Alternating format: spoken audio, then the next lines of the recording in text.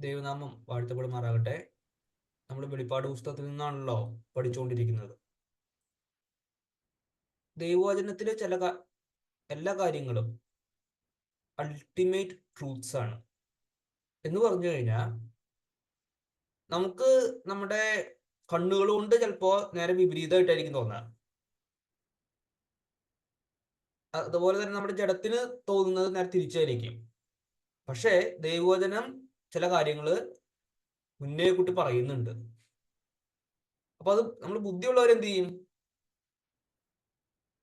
അത് വിശ്വസിക്കുകയാണ്. അവർക്ക് തോന്നുന്നതിന് മുൻപേ, യുക്തിയാണെന്ന് തോന്നുന്നതിന് മുൻപേ അവരത് വിശ്വസിക്കും. അങ്ങനെ പല കാര്യങ്ങളും ദൈവവചനത്തിലുണ്ട്. ഒന്നാമത്തെ ഒരു കാര്യം ഉദാഹരണം, സന്തോഷിപ്പിൻ, എപ്പോഴും സന്തോഷിപ്പിൻ എന്നുള്ള കൽപ്പന ദൈവവചനത്തിൽ അങ്ങനെ പറഞ്ഞിരിക്കുന്നത് കൊണ്ട് അതിൽ എന്തെങ്കിലും ഒരു കാരണം ഉണ്ടായിരിക്കണം, അല്ലെ? സന്തോഷിക്കാൻ തക്കവണ്ണം ഒരു വകയുള്ളത് കൊണ്ടാണ് അങ്ങനെ പറയുന്നത്, അല്ലെങ്കിൽ വെറുതെ പറയില്ലല്ലോ. പക്ഷെ നമ്മുടെ ജഡത്തിന് അത് തോന്നണമെന്നില്ല. സന്തോഷിക്കാനുള്ള ഒരു വകയുണ്ടെന്ന് നമുക്ക് തോന്നണമെന്നില്ല. പക്ഷെ സന്തോഷിക്കാൻ തക്കവണ്ണം അത്ര മാത്രം അനുഗ്രഹങ്ങളും ആത്മീയ ധനവും എല്ലാം തന്നിട്ടുണ്ട്. അതുകൊണ്ടാണ് സന്തോഷിക്കാൻ പറയുന്നത്. പക്ഷെ ആ ധനം ഉണ്ടെന്നുള്ളൊരു തോന്നല് നമുക്ക് ഇല്ല. ധനികരെങ്കിലും ധനികരാണെന്നുള്ളൊരു തോന്നലില്ല. അതുകൊണ്ടാണ് സന്തോഷിക്കാൻ പറ്റാത്തത്. അപ്പോ അങ്ങനെ പല കാര്യങ്ങളും ഉണ്ട്. അപ്പോൾ ഈ അൾട്ടിമേറ്റ് ട്രൂത്ത്സ് എന്ന് പറഞ്ഞു കഴിഞ്ഞാൽ അത് നമ്മുടെ ജീവിതത്തെ തന്നെ മാറ്റിമറിക്കുവാൻ കഴിവുള്ള സത്യങ്ങളാണ്. നമ്മളുടെ മുറിവേറ്റ ഹൃദയത്തെ മുറിവ് കെട്ടുവാനും വിഭാഗീയതയിൽ കഴിയുന്നവരെ ഒരുമിച്ച് നിർത്തി ഐക്യത്തിൽ നിർത്തുവാൻ തക്കവണ്ണം ഈ ദൈവത്തിലെ ഈ സത്യങ്ങൾക്ക് സാധിക്കും. പാപഭാരത്താൽ നെടുവീർപ്പിടുന്നവർക്ക് പാപമോചനം, അതിന്റെ അഷ്വറൻസ് നൽകാൻ തക്കവണ്ണം ദൈവവചനത്തില് സാധിക്കും. ദൈവവചനം ജീവനുള്ളതാണ്. അപ്പോൾ അതുപോലെ ഒരു കാര്യമാണ് നാം ഇന്ന് വെളിപ്പാട് പുസ്തകം 7-ാം അധ്യായത്തിൽ കാണുന്നത്. നമ്മൾ വായിക്കാൻ പോകുന്നത് 7:9 മുതൽ 8-ാം അധ്യായം 1-ാം വാക്യം അതുവരെയാണ് വായിക്കുക. നമുക്ക് ആദ്യം അതൊന്ന് വായിക്കാം. ഇതിന്റെ ശേഷം സകല ജാതികളിലും ഗോത്രങ്ങളിലും വംശങ്ങളിലും ഭാഷകളിലും നിന്ന് ഉള്ളതായി ആർക്കും എണ്ണിക്കൂടാത്ത ഒരു മഹാപുരുഷാരം വെള്ള നിലയങ്കി ധരിച്ച് കയ്യിൽ കുരുത്തോലയുമായി സിംഹാസനത്തിനും കുഞ്ഞാടിനും മുൻപാകെ നിൽക്കുന്നത് ഞാൻ കണ്ടു. രക്ഷ എന്നുള്ളത് സിംഹാസനത്തിൽ ഇരിക്കുന്നവനായ നമ്മുടെ ദൈവത്തിന്റെയും കുഞ്ഞാടിന്റെയും ദാനം എന്നവർ അത്യുച്ചത്തിൽ ആർത്തുകൊണ്ടിരുന്നു. സകല ദൂതന്മാരും സിംഹാസനത്തിന്റെയും മൂപ്പന്മാരുടെയും 4 ജീവികളുടെയും ചുറ്റും നിന്ന് സിംഹാസനത്തിന്റെ മുൻപിൽ കവിണ്ണു വീണു, ആമേൻ, നമ്മുടെ ദൈവത്തിന് എന്നേക്കും സ്തുതിയും മഹത്വവും ജ്ഞാനവും സ്തോത്രവും ബഹുമാനവും ശക്തിയും ബലവും, ആമേൻ എന്ന് പറഞ്ഞു ദൈവത്തെ നമസ്കരിച്ചു. മൂപ്പന്മാരിൽ ഒരുത്തൻ എന്നോട്, വെള്ള നിലയങ്കി ധരിച്ചിരിക്കുന്ന ഇവർ ആർ, എവിടെ നിന്ന് വന്നു എന്ന് ചോദിച്ചു. യജമാനൻ അറിയുമല്ലോ എന്ന് ഞാൻ പറഞ്ഞതിന് അവൻ എന്നോട് പറഞ്ഞത്, ഇവർ മഹാകഷ്ടത്തിൽ നിന്ന് വന്നവർ കുഞ്ഞാടിന്റെ രക്തത്തിൽ തങ്ങളുടെ അങ്കി അലക്കി വെളുപ്പിച്ചിരിക്കുന്നു. അതുകൊണ്ട് അവർ ദൈവത്തിന്റെ സിംഹാസനത്തിൽ മുൻപിൽ ഇരുന്ന് അവന്റെ ആലയത്തിൽ രാപ്പകൽ അവനെ ആരാധിക്കുന്നു. സിംഹാസനത്തിൽ ഇരിക്കുന്നവൻ അവർക്ക് കൂടാരമായിരിക്കും. ഇനി അവർക്ക് വിശക്കയില്ല, ദാഹിക്കയുമില്ല. വെയിലും യാതൊരു ചൂടും അവരുടെ മേൽ തട്ടുകയുമില്ല. സിംഹാസനത്തിന്റെ മധ്യയുള്ള കുഞ്ഞാട് അവരെ മേയിച്ച് ജീവജലത്തിന്റെ ഉറവുകളിലേക്ക് നടത്തുകയും ദൈവം താൻ അവന്റെ കണ്ണിൽ നിന്ന് കണ്ണുനീരെല്ലാം തുടച്ചു കളയുകയും ചെയ്യും. അവൻ 7-ാം മുദ്ര പൊട്ടിച്ചപ്പോൾ സ്വർഗത്തിൽ ഏകദേശം അരമണിക്കൂറോളം മൗനതയുണ്ടായി. അപ്പോ നമ്മൾക്ക് പലപ്പോഴും നമുക്ക് തോന്നുന്നൊരു കാര്യമാണ് രക്ഷ. എന്താണ് ഈ രക്ഷ? എന്താണ് ഈ രക്ഷ? അതിൽ നമ്മുടെ റോൾ എന്താണ്? നമുക്ക് ചിലപ്പോ നാമാണ് ഈ രക്ഷയുടെ മുഖ്യ മുൻപിൽ നിൽക്കുന്നത്, അല്ലെങ്കിൽ അതിനെ രക്ഷിക്കപ്പെടുവാൻ തക്കവണ്ണം ഞാനാണ് അതിന് ഉത്തരവാദി എന്നുള്ള ചിന്ത പലർക്കും, എല്ലാവർക്കും പല സമയങ്ങളിൽ ഉണ്ടാകും. നാം പ്രവർത്തിക്കണ്ടേ? നാമല്ലേ നിർണയിക്കുന്നത് കാര്യങ്ങൾ? എന്റെ ഇച്ഛയല്ലേ എല്ലാം നിർണ്ണയിക്കുന്നത് എന്നുള്ളൊരു ചിന്ത. എന്നാൽ സുവിശേഷം വിശ്വസിച്ചാൽ രക്ഷിക്കപ്പെടാമെന്നിരിക്കെ എന്തുകൊണ്ട് അനേകം വിശ്വസിക്കുന്നില്ല? പാപികൾക്ക് നേടിയെടുക്കാൻ കഴിയുന്നതാണോ രക്ഷ? എന്താണ് ഈ രക്ഷ? അടിസ്ഥാനപരമായി രക്ഷയെ കുറിച്ച് ഞാൻ എന്താണ് മനസ്സിലാക്കേണ്ടത്? വിശുദ്ധീകരണം. എങ്ങനെയാണ് വിശുദ്ധിയിൽ ജീവിക്കുക? എന്താണിത്?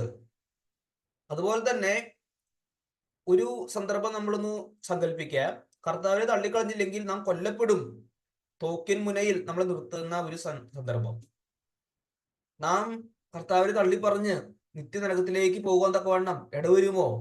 അങ്ങനെ ഒരു സാധ്യതയുണ്ടോ? അതായത് നമ്മുടെ രക്ഷയുടെ ഭദ്രത. ഇന്ന് ഞാൻ ഭാവിയിൽ കർത്താവ് വരുമ്പോൾ, അല്ലെങ്കിൽ ഞാൻ ഇന്ന് മരിച്ചു കഴിഞ്ഞാൽ ഞാൻ സ്വർഗത്തിൽ ഉണ്ടാകും എന്നുള്ള ഉറപ്പ് അങ്ങനെ നമുക്ക് പറയാൻ പറ്റുമോ? അനേകം ചോദ്യങ്ങളുണ്ട്. ഈ ചോദ്യങ്ങൾക്കൊക്കെ ചിലപ്പോ നമ്മുടെ ജഡത്തിന്റെ ഉത്തരം വേറെ പലതുമായിരിക്കാം. എനിക്ക് സ്വർഗത്തിൽ പോകുന്ന കാര്യം അത്ര ഉറപ്പിക്കാൻ സാധിക്കില്ല എന്നായിരിക്കും നമ്മുടെ ജഡം പറയാൻ. അവിടെയാണ് വെളിപ്പാട് പുസ്തകത്തിലെ ഒരു അൾട്ടിമേറ്റ് സ്റ്റേറ്റ്മെന്റ് കാണുന്നത്. ആർക്കായിരിക്കും ഈ രക്ഷയെ കുറിച്ച് പറയാൻ കൂടുതൽ യോഗ്യത ഉണ്ടാകുക? എല്ലാം കഴിഞ്ഞ് അവരുടെ ജീവിതത്തിന്റെ എല്ലാം കഴിഞ്ഞ് അക്കരെ എത്തിയ വിശുദ്ധന്മാർക്കാണ് ഈ രക്ഷയെ കുറിച്ചുള്ള പറയുവാൻ തക്കവണ്ണം കൂടുതൽ പ്രാഗൽഭ്യം. അവർക്കാണ് അനുഭവ സമ്പത്തുള്ളവരാണ് അവര് പറയുന്ന ഒരു സ്റ്റേറ്റ്മെന്റ് ആണ് നാം ഇന്ന് വായിച്ചത്.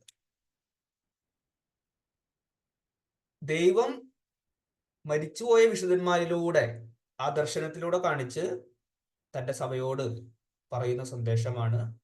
അവർ രക്ഷയെക്കുറിച്ച് അടിസ്ഥാനപരമായി മനസ്സിലാക്കേണ്ട കാര്യങ്ങൾ എന്താണ് എന്ന് ഇവിടെ പറയുന്നു.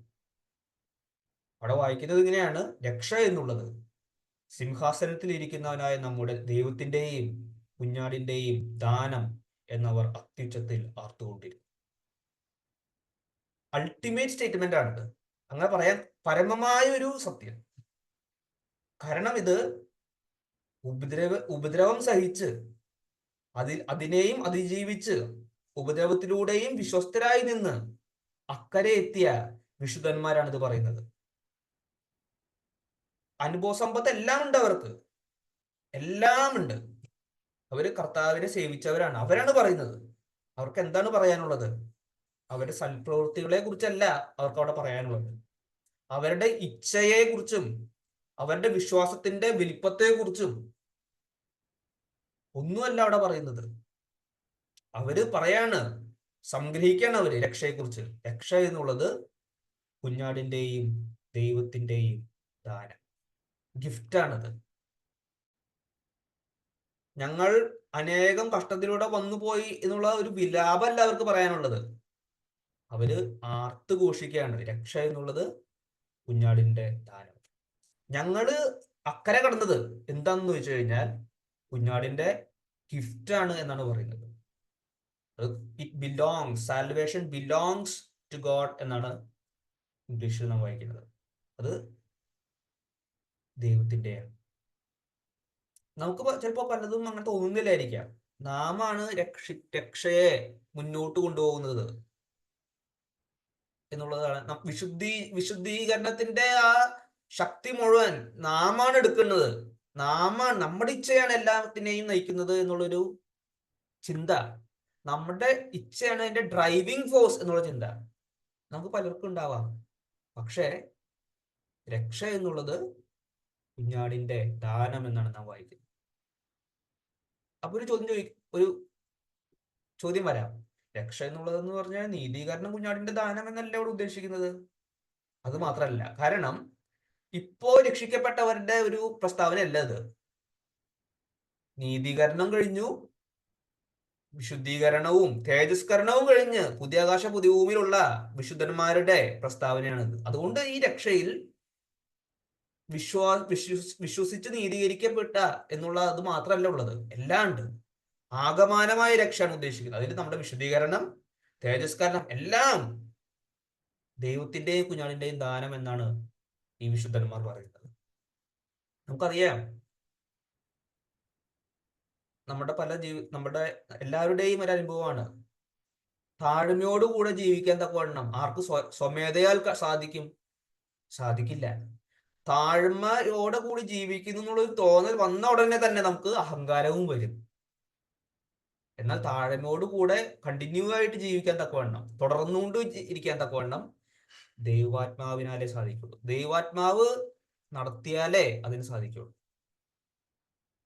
നമ്മൾ അതുകൊണ്ട് ഡിപ്പെൻഡന്റ് ആണ് എപ്പോഴും. നമ്മളല്ല ഡ്രൈവ് ചെയ്യുന്നത് ക്രിസ്ത്യ ജീവിതം, ദൈവമാണ് അതിനെ ശക്തീകരിക്കുന്നത്. അത് ദൈവത്തിന്റെ ദാനാണ്. ഈ എണ്ണിക്കൂടാത്ത പുരുഷാരത്തിന്റെ ഭൂമിയിലെ വാസം കഴിഞ്ഞു, അവര് ജീവിതാനുഭവങ്ങൾ നേടി. നാം പറയും അല്ലെ, അനുഭവ സമ്പത്തുള്ളവർ പറയുന്നത് കേൾക്കണം.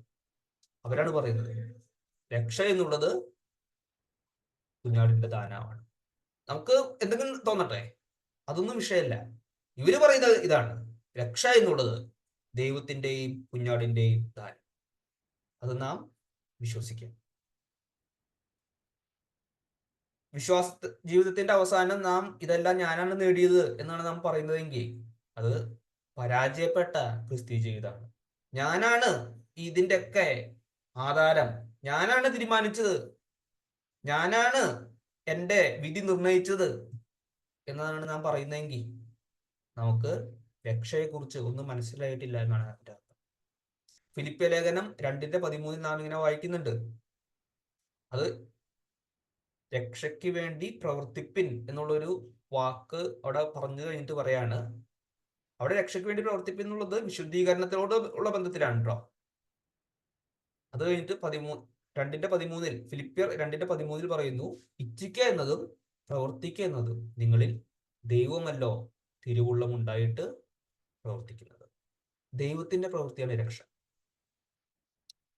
രക്ഷ എന്നുള്ളത് സിംഹാസനത്തിൽ ഇരിക്കുന്നവനായ നമ്മുടെ ദൈവത്തിന്റെയും കുഞ്ഞാടിന്റെയും ദാനം എന്നവർ, ഇവിടെ ശ്രദ്ധിക്കണം, അത്യുച്ചത്തിൽ ആർത്തുകൊണ്ടിരുന്നു. അവർക്കത് മാത്രമേ പറയാനുള്ളൂ.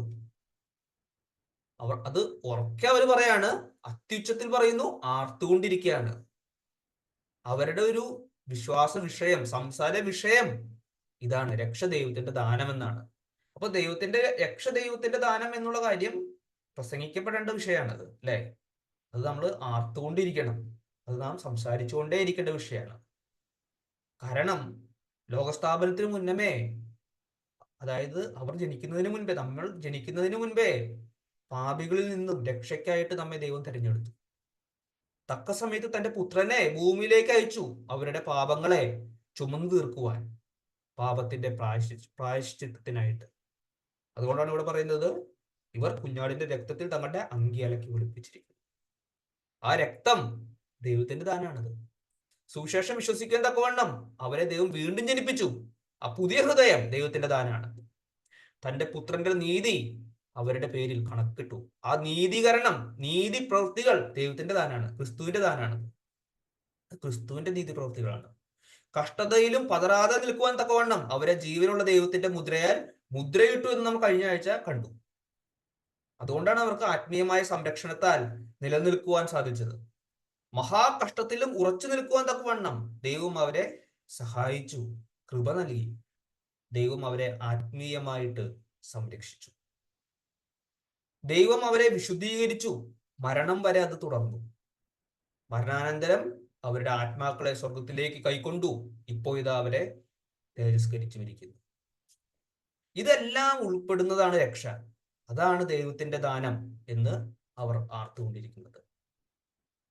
നാമും അത്, ഇന്ന് ഭൂമിയിൽ ജീവിക്കുന്ന നമുക്കും അത് വിശ്വാസത്താൽ ഏറ്റുപറയാം. നമ്മുടെ എല്ലാം ദൈവത്തിന്റെ ദാനമാണ്. കർത്താവിന്റെ അപ്പോസ്തലന്മാര് ഭൂമിയിലായിരുന്നപ്പോ അവരുടെ ഇടയിൽ മത്സര ബുദ്ധി ഉണ്ടായിരുന്നു. ഞങ്ങളിൽ ആരാണ് വലിയവൻ? എന്നാൽ ഈ മഹാപുരുഷാരത്തിന്റെ ഇടയിൽ അങ്ങനെ ഒരു മത്സര ബുദ്ധി ഇല്ല. കാരണം അവരെല്ലാവരും ഏറ്റു പറയുന്നത് എന്താണ്?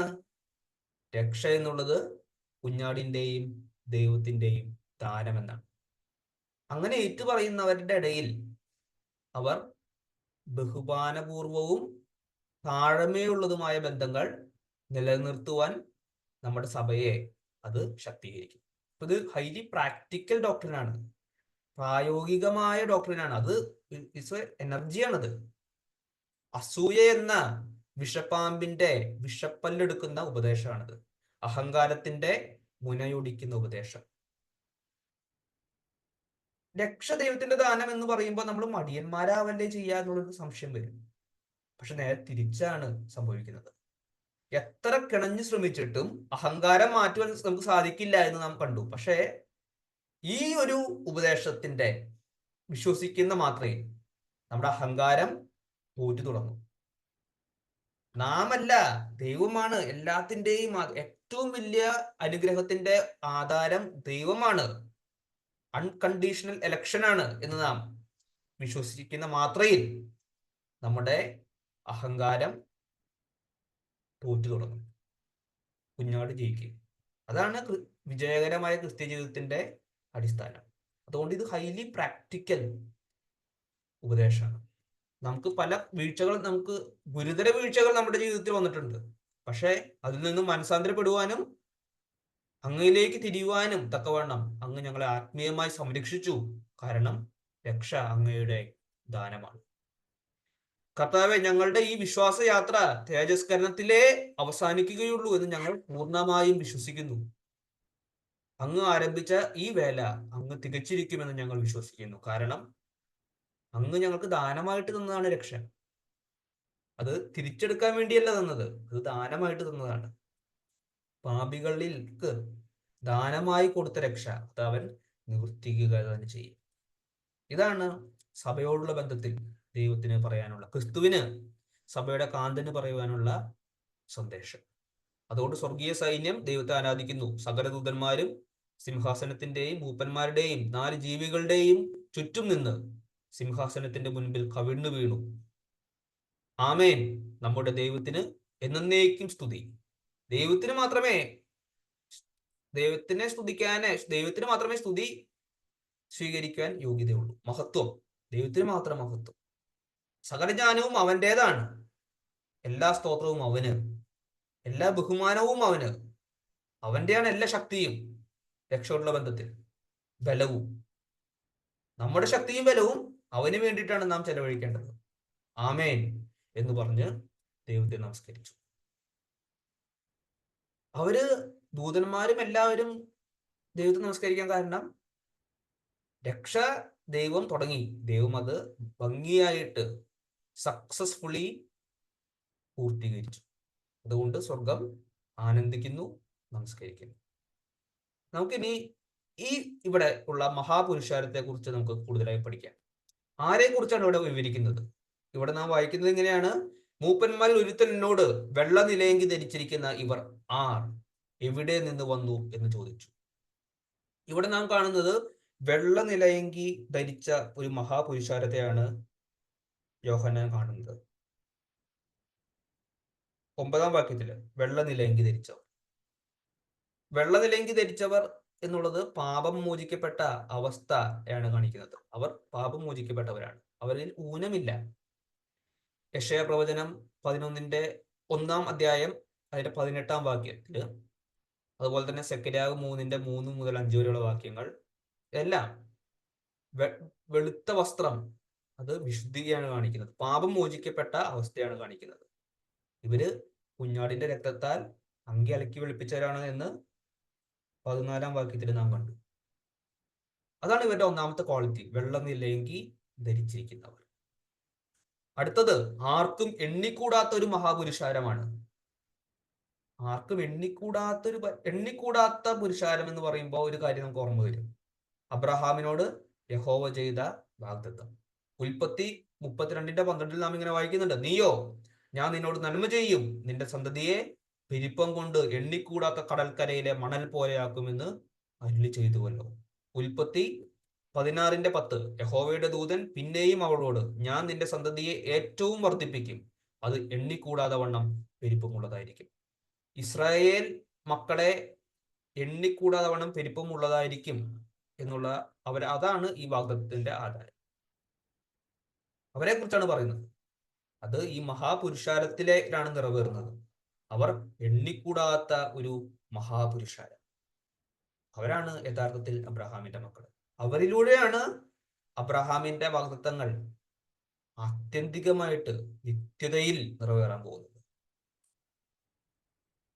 അടുത്തത്, ഇവർ കയ്യിൽ കുരുത്തോലയുമായി നിൽക്കുന്നവരാണ്. നമുക്കറിയാം ഇവര് മഹാകഷ്ടത്തിൽ നിന്ന് വന്നവരാണെന്ന് 14-ാം വാക്യത്തിൽ പറയുന്നുണ്ട്. കുരുത്തോലയുമായി നിൽക്കുന്നവരും മഹാകഷ്ടത്തിൽ നിന്ന് വരികയും എന്ന് പറഞ്ഞു കഴിഞ്ഞാൽ അതിനൊരു ബന്ധമുണ്ട്. കുരുത്തോല പെരുന്നാൾ എന്ന് പറഞ്ഞ ഒരു പെരുന്നാളുണ്ട്. ലേവ്യ പുസ്തകം 23-ാം അധ്യായം അതിന്റെ 40 മുതൽ 43 വരെയുള്ള വാക്യങ്ങൾ. അവിടെ ആദ്യ ദിവസം ഭംഗിയുള്ള വൃക്ഷങ്ങളുടെ ഫലവും ഈത്തപ്പനയുടെ കുരുത്തോലയും അങ്ങനെ പറഞ്ഞിട്ട് പറയുന്നു. ലേവ്യ പുസ്തകം 23-ന്റെ 40 മുതൽ 43 വരെയുള്ള വാക്യങ്ങൾ. അത് കഴിഞ്ഞിട്ട് 42-ാം വാക്യത്തിൽ പറയുന്നു, ഞാൻ ഇസ്രായേൽ മക്കളെ മിസ്രയീം ദേശത്ത് നിന്ന് കൊണ്ടുവന്നപ്പോൾ അവരെ കൂടാരങ്ങളിൽ പാർപ്പിച്ചു എന്ന് നിങ്ങളുടെ സന്തതികൾ അറിയുവാൻ നിങ്ങൾ 7 ദിവസം കൂടാരങ്ങളിൽ പാർക്കണം. ആ കൂടാര പെരുന്നാളിന്റെ അനുബന്ധിച്ചാണ് ഈ കുരുത്തോല എന്ന് പറയുന്നത്. കുരുത്തോലയുമായി കയ്യിൽ നിൽക്കാന്ന് പറഞ്ഞു കഴിഞ്ഞാൽ അവർ ആ ഒരു ഫീസ്റ്റ് അതിന്റെ ഫീസ്റ്റ് ആ ഒരു ഇതാണ് നിറവേറുന്നത്. പഴയ നിയമത്തിൽ കൂടാര പെരുന്നാൾ എന്തിനാ കാണിച്ചത്? ദൈവം അവരെ മരുഭൂമിയിലൂടെ നടത്തി ഇസ്രായേൽ ദേശത്ത് നിന്ന് കൊണ്ടുവന്നു. ദൈവം അവരെ സംരക്ഷിച്ചു, കൂടാരങ്ങളിൽ പാർപ്പിച്ചു. ദൈവത്തിന്റെ സംരക്ഷണത്തെയാണ് അത് ഓർമ്മിപ്പിക്കുന്നത്. ഈ മഹാപുരുഷാരം മഹാകഷ്ടതയിലൂടെ വന്നവരാണെന്ന് നാം വായിച്ചു. അതിലൂടെ ദൈവം അവരെ സംരക്ഷിച്ചു. അതുകൊണ്ടാണ് അവര് കുരുത്തോലയുമായി നിൽക്കുന്നത്. അവര് അനുഭവിച്ച കാര്യമാണത്. അതുകൊണ്ട് അവർ കുരുത്തോലയുമായി നിൽക്കുന്നു. എങ്ങനെയാണ് ദൈവം സംരക്ഷിച്ചതെന്ന് നമുക്കറിയാം.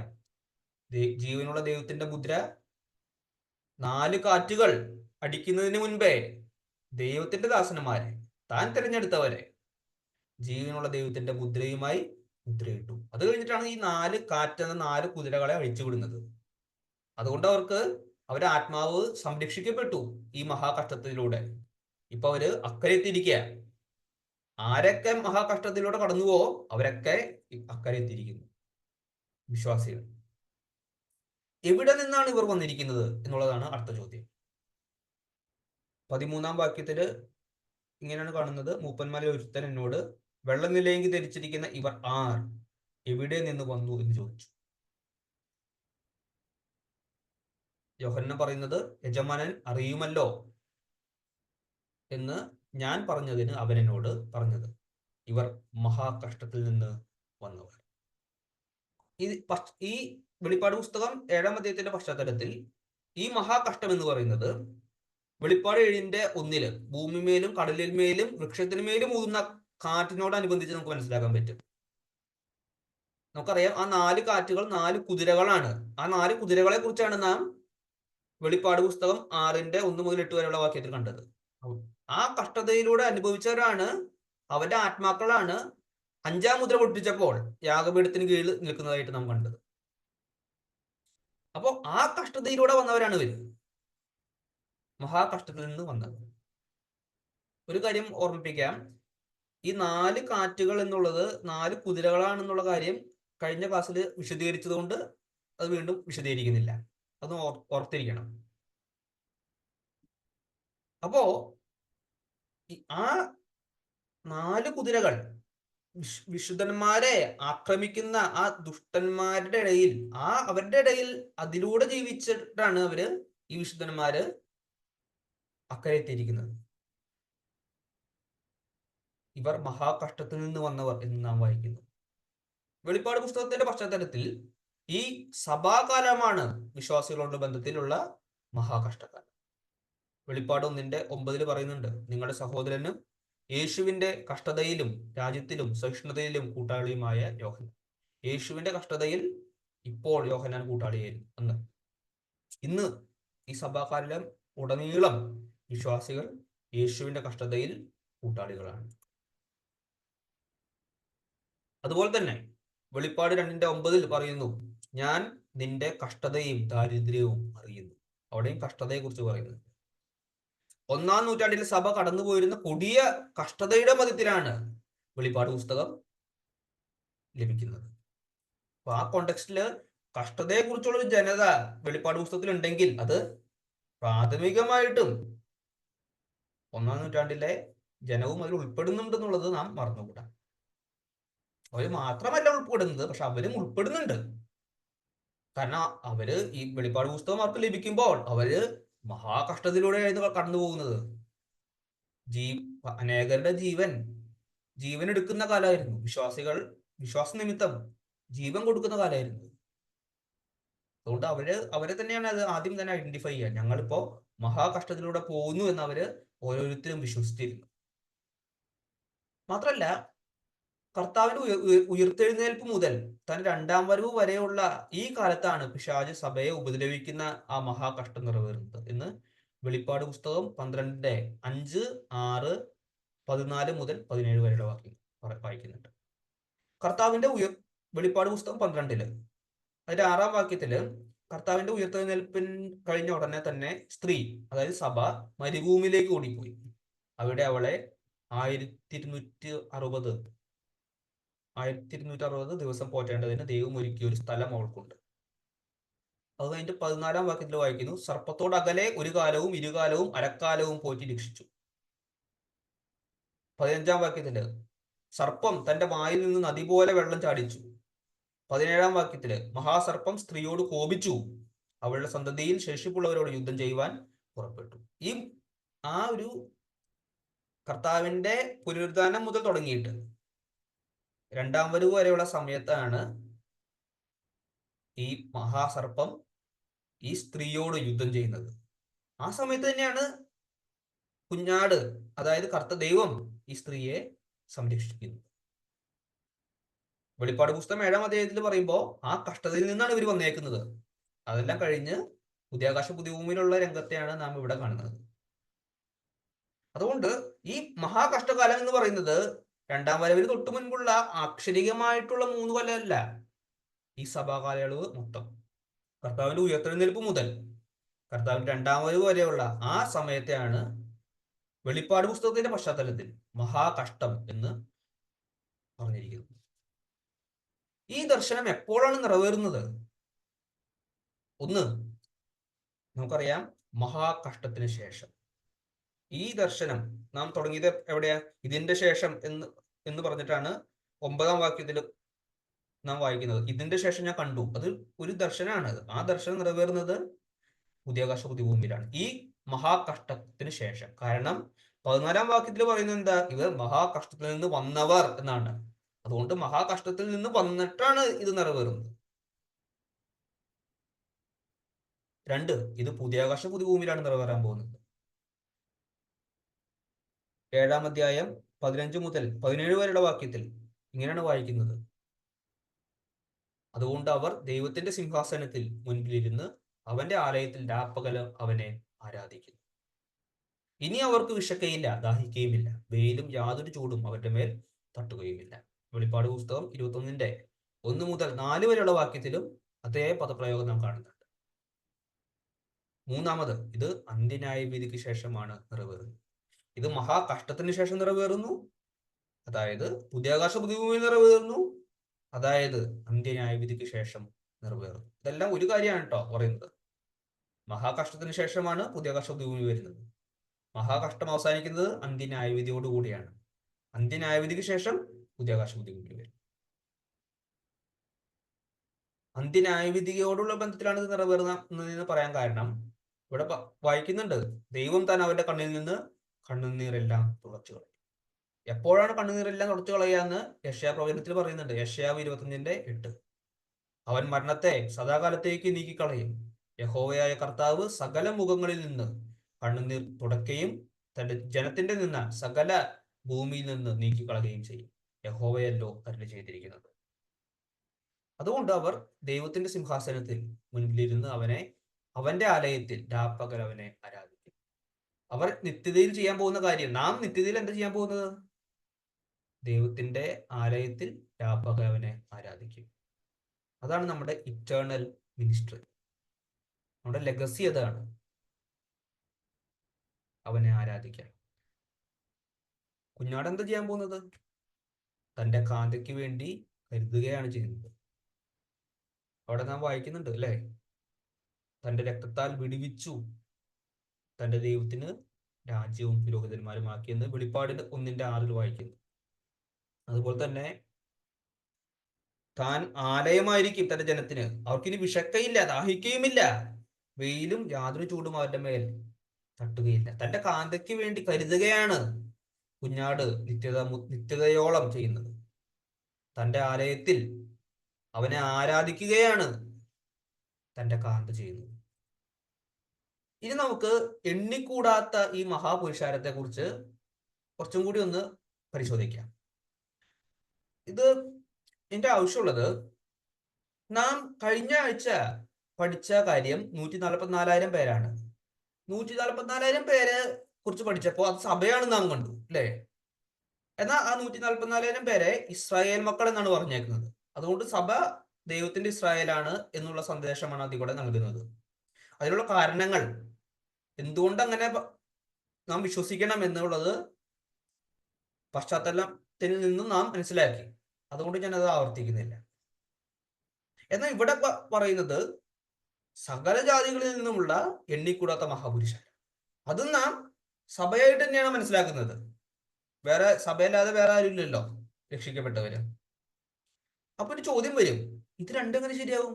ഈ 144,000 പേര് സഭ, എന്നാൽ മഹാപുരുഷാരും സഭ. അവിടെ ഒരു യുക്തി രാഹിത്യമില്ലേ എന്നുള്ള ചോദ്യം വരും. അനേകം ചോദിക്കുന്ന ചോദ്യമാണ്. ഒരു കൂട്ടരിൽ എങ്ങനെ 144,000 പേരാവണേ, അപ്പൊ തന്നെ എണ്ണിക്കൂടാത്ത പുരുഷാരാവണം? അതെങ്ങനെ സാധിക്കുന്നു?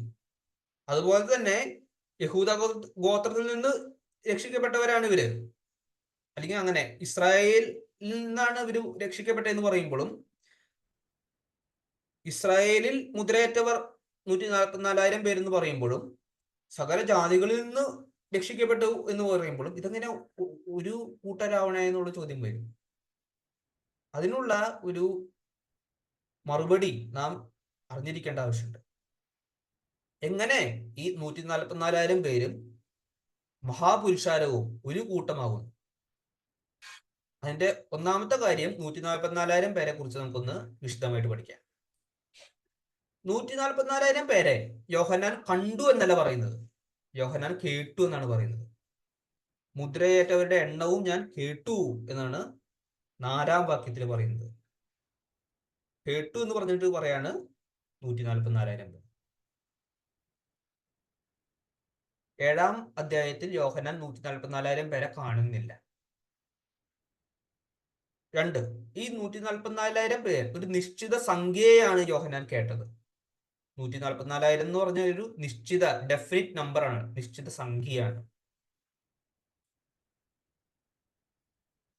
അടുത്തത്, അവരെ കുറിച്ചുള്ള വിവരണങ്ങൾ സൂചിപ്പിക്കുന്നത് ഒരു യുദ്ധം ചെയ്യുവാൻ ഒരുങ്ങി നിൽക്കുന്ന ഒരു സൈന്യമാണ് അവർ എന്നാണ്. കാരണം ഈ യഹൂദ ഗോത്രത്തിൽ നിന്ന്, രൂബേൻ ഗോത്രത്തിൽ നിന്ന്, അങ്ങനെ പറയുന്നത് പഴയ നിയമത്തിൽ യുദ്ധത്തിന് പുറപ്പെടുന്ന പുരുഷന്മാരുടെ സംഖ്യയെ കാണിക്കാനായിരുന്നു.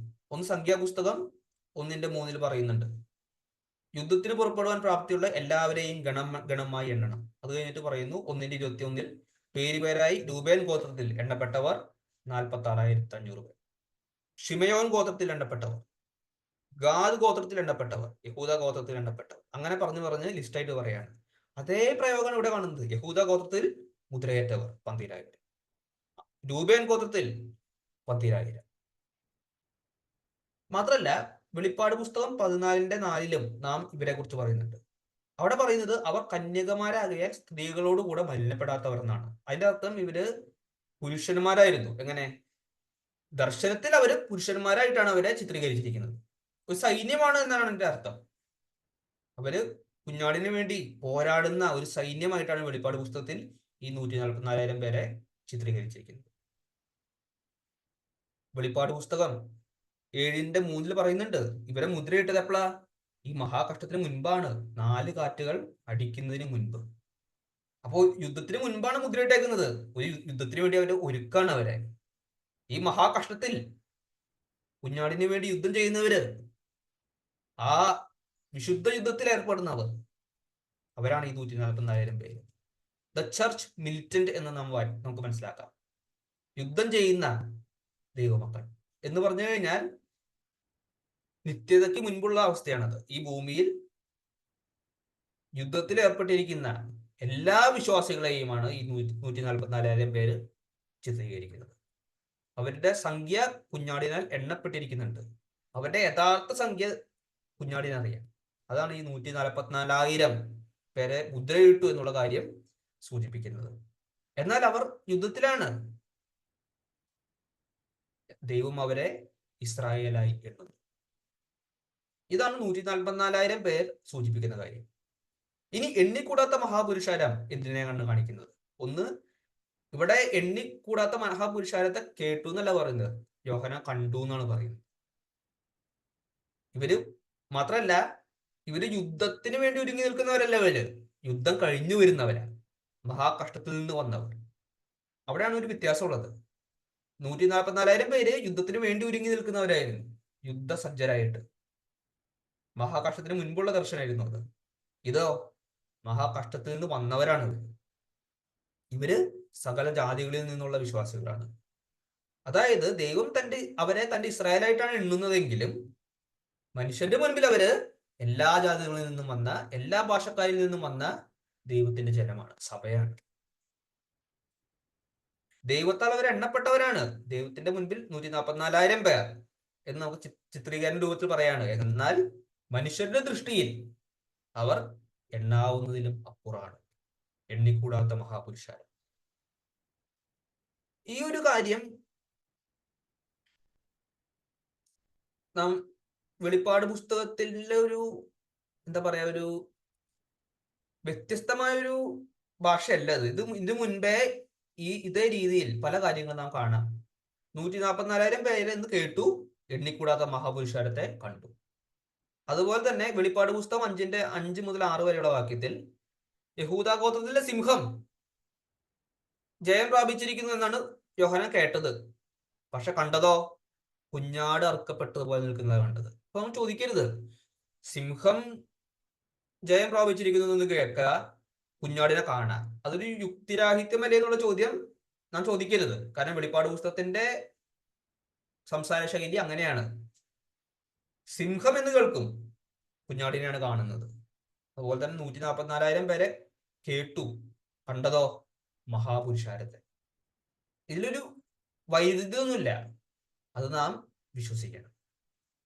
വെളിപ്പാട് പുസ്തകം 14 1 മുതൽ 3 വരെയുള്ള വാക്യത്തിൽ ഈ ഓർഡർ നേരെ തിരിച്ചാണ്. അവിടെ 144,000 പേരെ കണ്ടു എന്നാണ് പറയുന്നത്. വെളിപ്പാട് 14 1 മുതൽ 3 വരെയുള്ള വാക്യം, ഞാൻ സിയോൻ മലയിൽ കുഞ്ഞാടും അവനോട് കൂടെ നെറ്റിയിൽ അവന്റെ നാമവും പിതാവിന്റെ നാമവും എഴുതിയിരിക്കുന്ന 144,000 പേരും നിൽക്കുന്നത് കണ്ടു.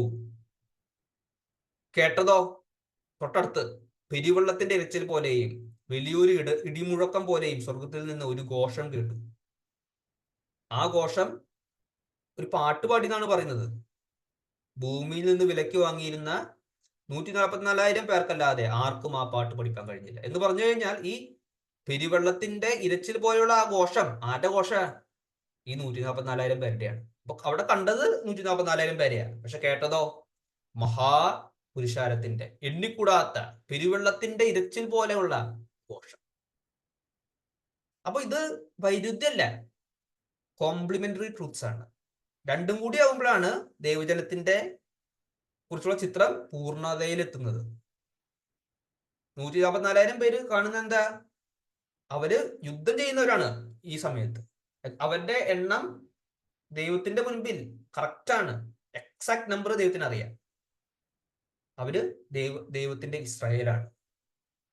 മഹാപുരുഷാരം, വെള്ള നിലയെങ്കിൽ ധരിച്ച എണ്ണിക്കൂടാത്ത മഹാപുരുഷാരം എന്താണ് കാണിക്കുന്നത്? അവർ സകല ജാതികളിൽ നിന്നും വന്നവരാണ്. യുദ്ധം കഴിഞ്ഞ് പുതിയ ആകാശ പുതിയ ഭൂമിയിൽ എത്തുന്ന ആ ചിത്രം, അവര് സകല ജാതികളിൽ നിന്നും വന്നിരിക്കുന്നു എന്ന് കാണുന്നു. അവർ അസംഖ്യം ജനമാണ്, എണ്ണിക്കൂടാത്തവരാണ്, എണ്ണാൻ പറ്റാത്തവരാണ്, എണ്ണിക്കൂടാത്ത മഹാപുരുഷാരം. ഈ ദർശനവും മുൻ ദർശനങ്ങളും തമ്മിലുള്ള ബന്ധം നമുക്ക് പരിശോധിക്കാം. വെളിപ്പാട് പുസ്തകം 6 9 മുതൽ 11 വരെയുള്ള വാക്യത്തിൽ മഹാകഷ്ടത്തിലൂടെ കടന്നു പോകുന്ന സമയമായിരുന്നു. അവരുടെ സഹോദരന്മാര് ഭൂമിയിൽ കഷ്ടത അനുഭവിക്കാൻ. അവർ അതുവരെ പുതിയ കാശ് ഭൂമിയിൽ എത്തിയിട്ടില്ല കേട്ടോ. 5-ാം മുദ്രയിൽ ദൈവവചന നിമിത്തം അറുക്കപ്പെട്ടവരുടെ ആത്മാക്കളെ കണ്ടു എന്നാണ് പറയുന്നത്. 11-ാം വാക്യത്തിൽ പറയുന്നുണ്ട്, 6:11. അപ്പോൾ അവർ ഓരോരുത്തരും വെള്ള നിലയെങ്കി കൊടുത്തു. അപ്പോൾ അവിടെ ഒരു വെള്ള നിലയെങ്കി കൊടുക്കപ്പെട്ട ഒരു കൂട്ടം ജനമുണ്ട്. അവര് കഷ്ടതയിൽ നിന്ന് വന്നു, എന്നാൽ അവരുടെ സഹോദരന്മാര് കഷ്ടത അനുഭവിക്കുന്നു. ഇവിടെയും നാം കാണുന്നത് എന്താ? വെള്ള നിലയെങ്കി ധരിച്ച മഹാപുരുഷാരം. 5-ാം മുദ്രയിൽ നാം കണ്ട അതേ പുരുഷാരം തന്നെയാണ് ഇവിടെയും നാം കാണുന്നത്. എന്നാൽ ഇവര് മഹാകഷ്ടത്തിൽ നിന്ന് വന്നവരാണ്, പുതിയ കർഷകഭൂമിയിൽ എത്തിയിരിക്കുന്നു. അങ്ങനെ ഒരു ബന്ധമുണ്ട് ഇവിടെ. ആ ഒരു ക്രമം നാം മനസ്സിലാക്കണം. അടുത്തത് 7:13-14 പറയുന്നത് ഇവർ മഹാകഷ്ടത്തിൽ നിന്ന് വന്നവർ എന്നാണ്. അതായത് 6-ാം അധ്യായത്തിൽ പറഞ്ഞിരിക്കുന്ന കഷ്ടതകളൊക്കെ കഴിഞ്ഞിട്ടാണ് ഈ ഒരു രംഗം നിവൃത്തിയാകാൻ പോകുന്നത് ചരിത്രത്തില്. അടുത്തത് വെളിപ്പാട് 6:17 നാം ഇങ്ങനെ വായിക്കുന്നു, അവരുടെ മഹാകോപ ദിവസം വന്നു, ആർക്ക് നിൽപ്പാൻ കഴിയും എന്നുള്ളൊരു ചോദ്യമാണ് അവിടെ ഉയരുന്നത്. അവിടെ പറയുന്നത് ഇങ്ങനെയാണ്, വെളിപ്പാട് പുസ്തകം 6:16-17. സിംഹാസനത്തിൽ ഇരിക്കുന്നവന്റെ മുഖം കാണാതെ വണ്ണവും കുഞ്ഞാടിന്റെ കോപം തട്ടാത്ത വണ്ണവും ഞങ്ങളെ മറപ്പി. അവരുടെ മഹാകോപ ദിവസം വന്നു, ആർക്ക് നിൽപ്പാൻ കഴിയും? ഈ സിംഹാസനത്തിൽ ഇരിക്കുന്നവന്റെ മുൻപിൽ ആർക്ക് നിൽപ്പാൻ കഴിയുന്നതാണ് ചോദ്യം. അതിനുള്ള ഉത്തരം 7:9 പറയുന്നുണ്ട്, ഒരു മഹാപുരുഷാരം വെള്ള നിലയെങ്കി ധരിച്ച് കയ്യിൽ കുരുത്തോലയുമായി സിംഹാസനത്തിനും കുഞ്ഞാടിനും മുൻപാകെ നിൽക്കുന്നത് ഞാൻ കണ്ടു. ഒരു കൂട്ടത്തിന് പറ്റും നിൽക്കാൻ. കുഞ്ഞാടിന്റെ രക്തത്തിൽ അങ്കി അലക്കി വെളുപ്പിച്ച ഈ മഹാപുരുഷാരത്തിന് സിംഹാസനത്തിന്റെ മുൻപിൽ നിൽക്കാൻ കഴിയുമെന്നുള്ള ഒരു ഉത്തരം കൂടിയാണ് നൽകുന്നത്. അങ്ങനെ ഒരു കണക്ഷൻ ഉണ്ട്. വിഗ്രഹാരാധികൾക്ക് സാധിക്കില്ല, എന്നാൽ ദൈവം വിഗ്രഹാരാധികളിൽ നിന്നും രക്ഷിച്ച തന്റെ പുത്രന്മാർക്ക് തന്റെ സിംഹാസനത്തിന് മുൻപിൽ നിൽക്കുവാൻ സാധിക്കും. ദൈവത്തിന്റെ ദാസന്മാരെ മുദ്രയിടുന്ന ഒരു കഴിഞ്ഞ ദർശനത്തിൽ നാം കണ്ടു. അതുമായിട്ട് ഇവിടെ ബന്ധമുണ്ട്. അവിടെ മുദ്രയിടുന്നത് എന്തായിരുന്നു? 4 കാറ്റ് അടിക്കുന്നതിന് മുൻപേ ആണ് മുദ്രയിടുന്നത്. ആ 4 കാറ്റ് 4 കുതിരകളാണ്. ആദ്യ 4 മുദ്രകളിലെ 4 കുതിരകൾ. സെക്കൻഡാവ് 6-ാം അധ്യായവുമായിട്ട് നമുക്ക് താരതമ്യം ചെയ്യുമ്പോൾ നമുക്ക് മനസ്സിലാവും. അപ്പോ അവിടെയുള്ള ദൈവത്തിന്റെ ദാസന്മാർ ഈ 4 കാറ്റ് അടിക്കുന്നതിന് മുൻപേ ആണ് മുദ്രയിടപ്പെടുന്നത്. അതായത് മഹാകഷ്ടത്തിന് മുൻപേ ആണ് അവരുടെ സ്ഥിതി. എന്നാൽ ഇന്ന് നാം വായിച്ച ദർശനത്തിൽ അവർ മഹാകഷ്ടത്തിൽ നിന്ന് വന്നവർ എന്നാണ് പറയുന്നത്. ഇത് ഞാൻ കൂടെ പറയാൻ കാരണം, ഈ ഒരു കണക്ഷൻ മനസ്സിലായില്ലെങ്കിൽ കൺഫ്യൂഷൻ വരും. വെളിപ്പാട് പുസ്തകത്തില് കൂടുതൽ ചാലഞ്ചിങ്, ഒരു നമുക്ക് മനസ്സിലാകാൻ ബുദ്ധിമുട്ടുള്ള വിഷയങ്ങൾ എന്ന് പറയുന്നത് കണക്ഷൻസ് ആണ്. എന്ന് പറഞ്ഞാൽ ഒന്നാം അധ്യായവും 2-ാം അധ്യായവും എങ്ങനെ ബന്ധപ്പെട്ടിരിക്കുന്നു, 6-ഉം 7-ഉം അധ്യായങ്ങൾ എങ്ങനെ ബന്ധപ്പെട്ടിരിക്കുന്നു, അത് മനസ്സിലായി കഴിഞ്ഞാൽ വെളിപ്പാട് പുസ്തകത്തിലെ സന്ദേശങ്ങൾ നമുക്ക് മനസ്സിലാക്കാൻ സാധിക്കും. അതുകൊണ്ടാണ് ഞാൻ അത് വീണ്ടും വീണ്ടും ആവർത്തിക്കുന്നത്. നമുക്കിനി ഏറ്റവും അവസാനം നാം വായിച്ച വാക്യത്തിലേക്ക് വരാം. 8-ാം അധ്യായം 1-ാം വാക്യം. അവൻ 7-ാം മുദ്ര പൊട്ടിച്ചപ്പോൾ സ്വർഗത്തിൽ ഏകദേശം അരമണിക്കൂറോളം മൗനതയുണ്ടായി. 7 മുദ്രകളുടെ തുടക്കം എങ്ങനെയായിരുന്നു?